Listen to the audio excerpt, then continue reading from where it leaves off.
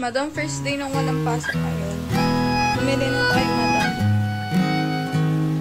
Nagawa na din ako mixture, madam.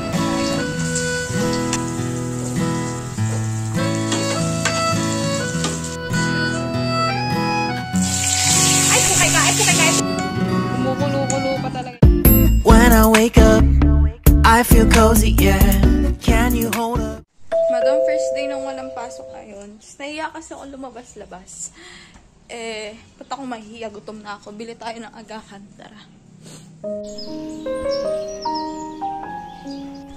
Bumili na tayo, madam. Ito may ganito ang paligid. May uiihi pang aso. Madam, parang ang layo na nang narating ko. Nakabili lang naman ako ng agahan. Ito wala pa akong hila-hilamos. Kasi nahihiya ako talaga ako. Kaya lagi ako sa mga kapatid ko nagpapabili. Ngayon, hindi na humautusan yung mga kapatid ko. Ako na lang bumili. Palabox. Madam, ngayon ho kasi, actually, may nakwento ata ko sa inyo na hindi ako nag-aagahan. Ngayon, dahil parang hindi maganda yung tiyan ko, parang lagi siyang sira, gano'n, lagi akong humihilab yung tiyan ko. Sabi ko, mag-healthy living na ako at kailangan ko na mag-agahan. Mag-aagahan na talaga ako. At lagi na akong iinom ng probiotics. At lagi na akong magtubig at hindi soft drinks at mga plus-plus. Yes. Wala lang. Kasi natatakot ako eh. Kaya, I need to be healthy. Kaya din, healthy. Be healthy, be happy. Kaya yung hiya akong bumili ng palabo. Bumili. Hindi ko alam. Nahiya talaga ako lumabas. Kasi parang nahiya ako. Hindi ko naman kakalala yung mga kapitbahay. Ano naman kung di ka kakilala? Tara, wala ko kalamansi. Gusto ko may kalamansi itong palabo. Doon walang kalamansi. Kaya na nga natin. Makakain naman yan kahit walang kalamansi. Ito, itlog din. Tapos kailangan natin uminom ng madaming tubig. Ay, by the way, ang agenda ko ngayon, maglinis lang ng bahay. Yes. Kasi ho, sa mga hindi ko nakakaalam, nagugas ako kamaya kasi nga healthy living. Healthy living! Sa mga hindi ko nakakaalam, nung LM days ko, elementary, ganyan. Nung elementary, lagi ho ako naglilinis ng hapon. Sa hapon ho, para ho ako ditong, basta aligaga ako dito kay naglilinis ako ng bahay. Ngayon, kaya sobrang linis ng bahay namin nung LM ako. Nung high school naman ako, hindi ako nakakalinis na, pero nakakaluto na ako kasi lagi ho akong nasa school. Ngayon ho, alis ako ng bahay alas 6 or 6 ata start nun, basta umaga. Uwi ako, labasan ko 5, 6, ganyan. Hindi na ho ako makakalinis niyan. Ngayon, kakain lang ho kami noon mga deprito lang. Ngayon sabi ko, hala, baka mamatay kami na maaga dito. Di, 5 labas ko ng school, na diretso ko na ng palengke nung high school ako kasi bibili ako karne, pangluto. Tapos magluluto ako sa bahay pagdating ko. Kasi yung school ko nung high school ako, parang 10 to 15 minutes away lang. Or 20, mga ganyan. Tapos magluluto ako. Ngayong senior high naman ako, madalang na din ako magluto at maglinis. Nung nag-college naman ako, hindi na talaga ako. Hindi na ako nakakaluto at linis unless wala akong pasok ng araw na yon or bakasyon or katulad nito, holiday. Ganan! Maglilinis tayo. Tara, kain na tayo. Nag-itlog ako may itlog na pala dito. Kaya mo na. Madam, sa taas, nawiwili ako kakascroll sa cellphone. Ayan. Nakauwi na si mama kasi pagkagising ko wala si mama. Magpapasabay din sana ako kay mama. Dumating na si mama, nandyan na. May dala siyang kasaba. Asan yung kasaba mo, ma? Aray ko. Fave ko kasi kasaba. Hindi pa yan. Nagdidilig. Ba't ang lamig naman ng kasaba mo? Nilagay ko sa frozen. Ang lamig ah. Ay, ba yun, ma? Hugas ng pinggan. Grabe na naman. Tambak ang hugasin. Ayoko ipakita yung before. Pakita ko na lang yung after pag nalinis na. Yes. Naiya ako eh. Sabi niyo, dugit. Dugit naman talaga kasi walang tao dito. Kasaba. Dagi na si mama nabili ng kasaba.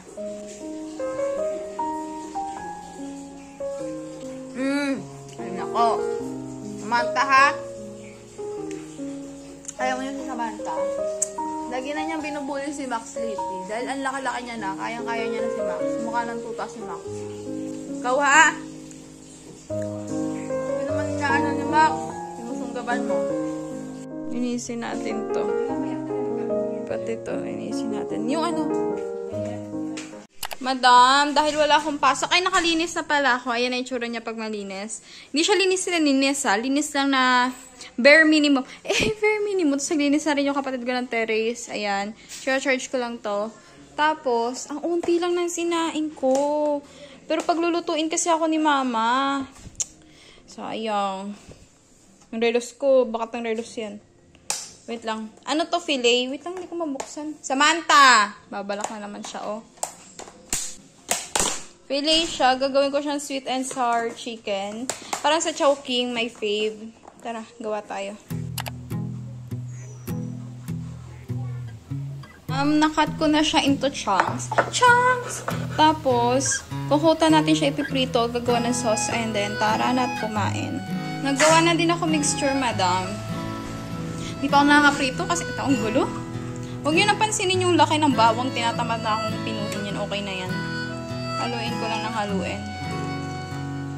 Ito na yung mixture niya. Kung naaamoy mo, amoy suka talaga. Ay, nako.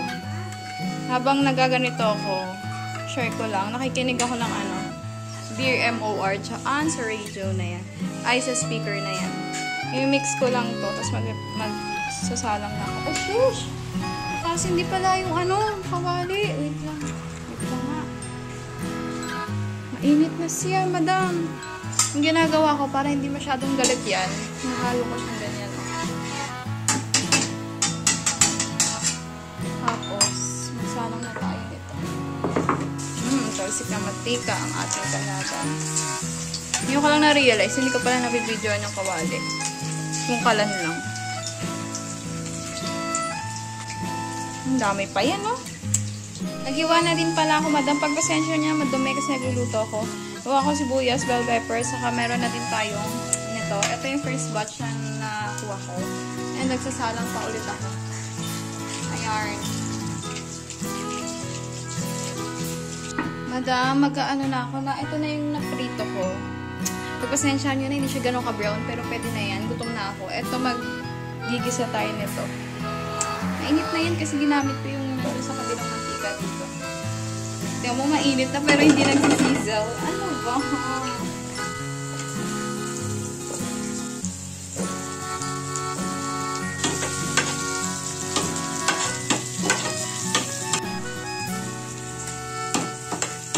Tapos ilalagay na natin to, madam. Wait lang, medyo nabuo siya sa ilalim. Haluin lang natin.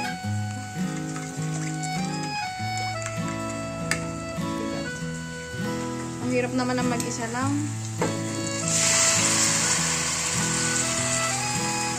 Nagtira ako ng onte kasi tunawin ko dyan ay yung mga tira-tirang sugar. Oh. Tapos saka ako ibubuwas ulit. Madam, ang bango niya.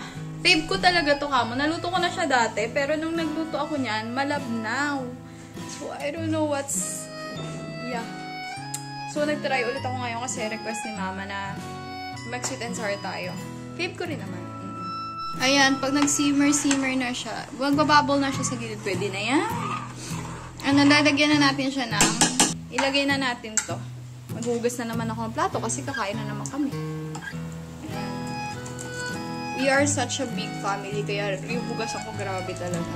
Lalo na pag nagluluto pa ako.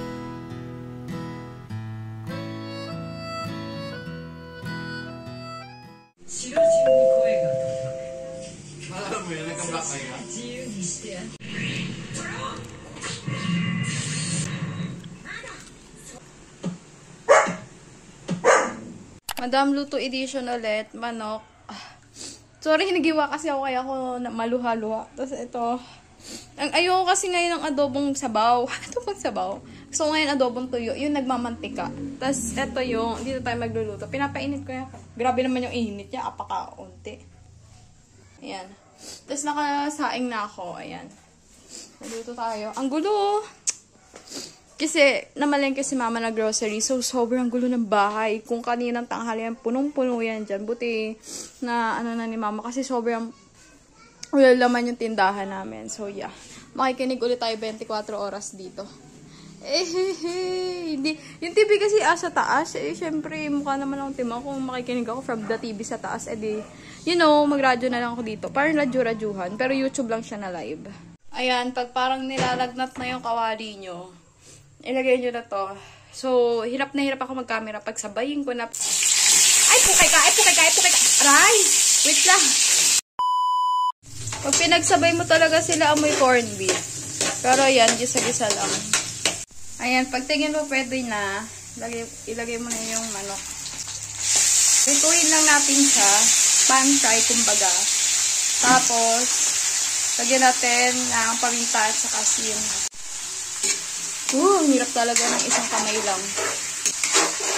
Pero haluin mo yan kasi masusunog yung mga, sa ilalim, mga bawang-bawang. Ayan, nahimik. Nahimik yung kawali, galit na galit kanina. Huwag nyo masyadong haluin kasi matuturog yung manok. Okay na yan. Bili kape ulit ni Papa. Kumukulo-kulo pa talaga yan kasi ang gusto ni Papa. Ang ingay. Gusto ni Papa kumikibot-kibot yung kape niya. Nagbuting-ting si Papa ng kotse kanina. Ewan ko kay Papa. Pero yun yung niya. Pinagkakaabalahan niya. Tapos, lunod siya basketball. Ayan. Wait lang. Hatid natin to. Ingay talaga, madam. Ano? Papa, Pa! Itong si Abando, kaso natapik ng kalaban yung bola. Ang inayang tuloy dyan, si Abando. Madami ito na yung niluto ko. Hindi ko alam kung anong luto to. First time ko kasi magtuyong adobo. So, ayan. Tuyong adobo siya. Pagpasensya nyo na yung plating, hindi talaga ako nagpa-plating kasi lalamunin din namin. Ay, nako. Sana okay yung lasa. Kain. Kasi mama. Awan ko din. Kain.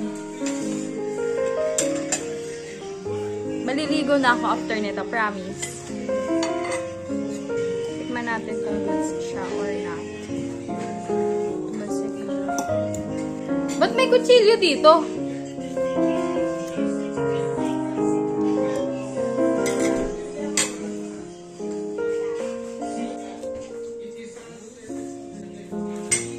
May pamangga si Papa. Ayan o, may mangga din siya.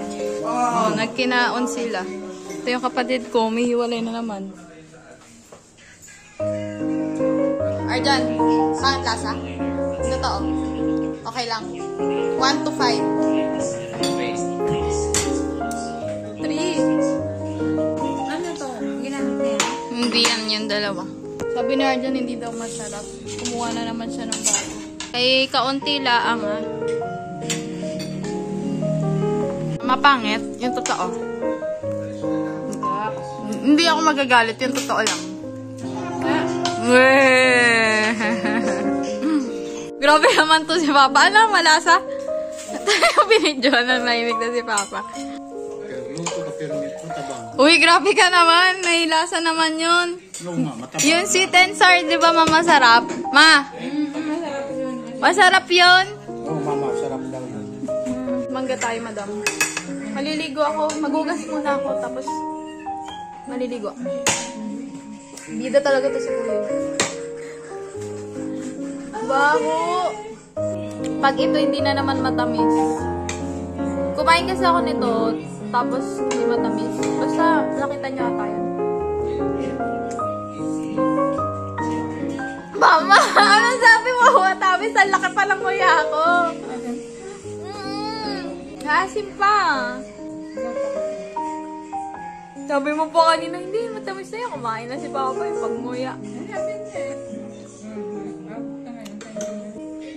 Subang kita. Buwan na katama. Ating magnanay, Ating magnanay, mahal na mahal kita. O, sa'yo na to. Ayoko na yan. Mama.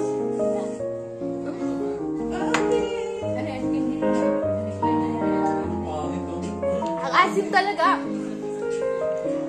Paano ba? Eh di mamalugi kapag bumibili ka ng mangga tapos nabili ka ng mangga tapos hindi naman matamis. Paano yun? Paano mo malalaman? Ano yun? Mangbabalat ka muna doon sa palengke. Laging ganito yun pag may uwi si mamang mangga. Tsambahan na lang pagka matamis. Pag matamis, ubus agad. Pag hindi, nabubulok lang sa rep. Madam, nag-edit ulit ako ng bagong video dito sa phone ko. Tapos nagbubuhol ulit ako, second batch pang hanap buhay namin ni Mama. Diba, Ma? Foundation. Madam, second batch kami ng pagbubuhol. Ayan, second batch. Si Papa nagagawa ng something.